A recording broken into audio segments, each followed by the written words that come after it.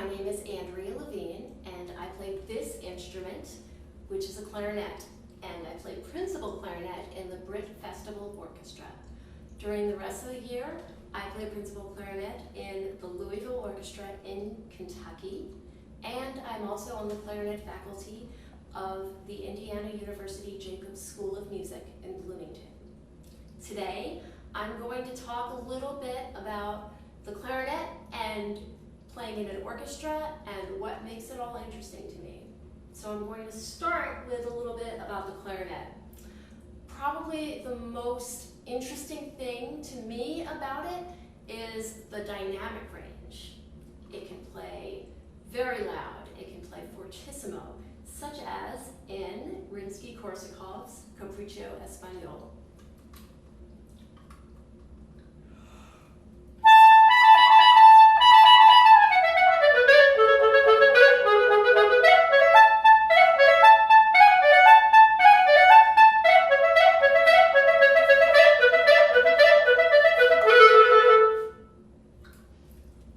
It can also sound lovely in mezzo forte dynamics, such as the slow movement of Rachmaninoff's Symphony No. 2.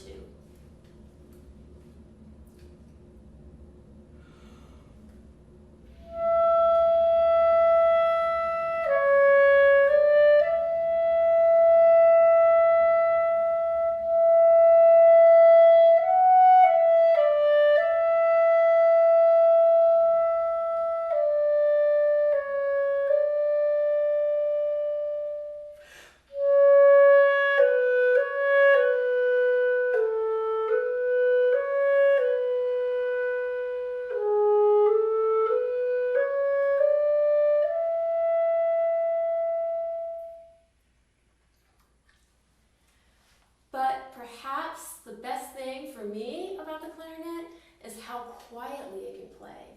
It can play pianissimo for extended periods of time, such as in the solo in Pines of Rome by Respighi.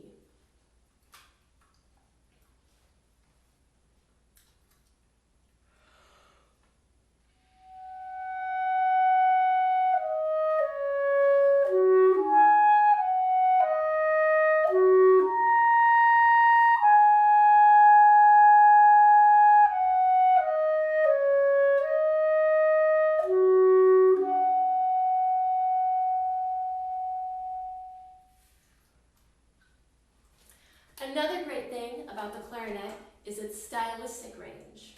Playing in an orchestra, I play all different styles of music. Mostly, we do play classical music, and the clarinet always has an active solo role in those pieces, such as in Symphony No. 8 by Beethoven.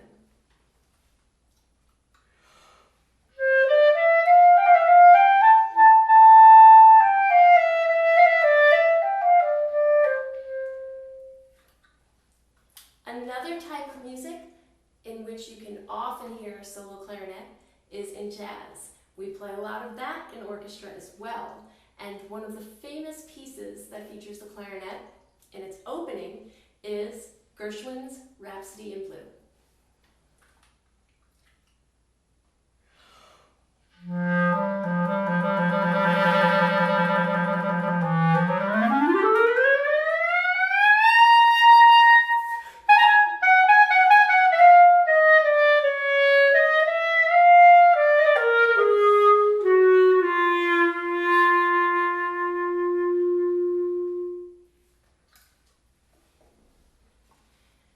And yet another type of music that I often play in orchestra is movie music. And here is a solo from Star Wars that features the clarinet.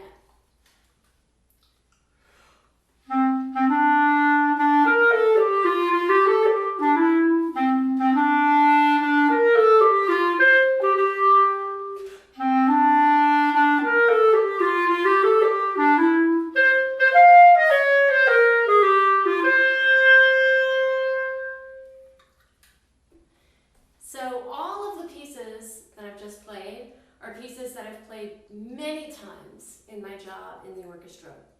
And so that brings me to my next topic, which is life in the orchestra.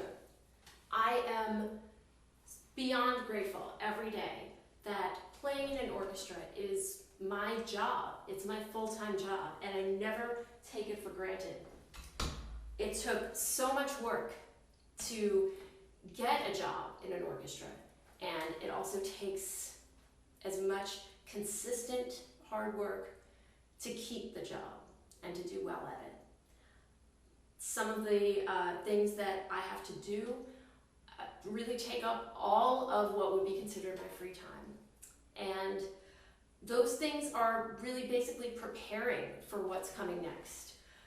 One of the most important things is to never show up to a rehearsal unprepared. And so in addition to the sometimes 5 hours a day of rehearsals and performances that are required as part of the orchestra, we have to do a lot of work on our own. And so what that work consists of is being prepared for every rehearsal. It's my job to show up even to the very first rehearsal as though it's a performance. I have to be that prepared. Not only do I need to have learned all of the notes and the dynamics in my part, but I have to know what's going on in the rest of the orchestra. If I have a line or solo with another instrument, it is immensely helpful to know what is going on in their part as well as mine. I love what I do, and I also have a lot of respect for the profession and for my colleagues within it. So I'm going to talk a little bit about some things and some habits that it would be helpful to start developing now if you're thinking about playing in an orchestra or continuing to play music. Always look at the conductor when he or she is talking. Even if they're speaking to another section or another musician, first of all, they could be saying something that could help you in your part later on in the piece. And also, it's amazing what can be seen from the podium. If you're turning your head or talking to someone else, the conductor will probably notice that and remember it. Another thing is to keep needless chatter and talking to an absolute minimum. What seems like a whisper can really travel across the stage or across the room that you're in. And you are there to concentrate on what you're doing, especially if it's a job. You're not being paid to sit there and talk about idle gossip or other things. You're really there to focus on what you're doing, and it's easier to focus on what you're doing if you're not talking to other people. Never look back at one of your colleagues when he or she is playing a solo. If you're the one playing the solo, it is so distracting. First of all, you're nervous, you have a big part, and then you have people turning their heads to look at you. It is so distracting. And just imagine if you were the one playing the solo and you had a bunch of people looking back at you. It's so unprofessional. Next, be mindful of how you appear on stage during a performance. You may think that you are buried in the back of the group or in the middle of the group and no one's going to notice you, but it is a stage, and the audience often listens with their eyes as well as with their ears. Lastly, as I said before, always be prepared for the first rehearsal. It is so much easier to focus on sounding good when you're not worried about what solo or tough passage might be coming up. I so hope that you've enjoyed my little visit today, and I'm going to leave you with one of my favorite pieces, the Concerto for Clarinet by Mozart.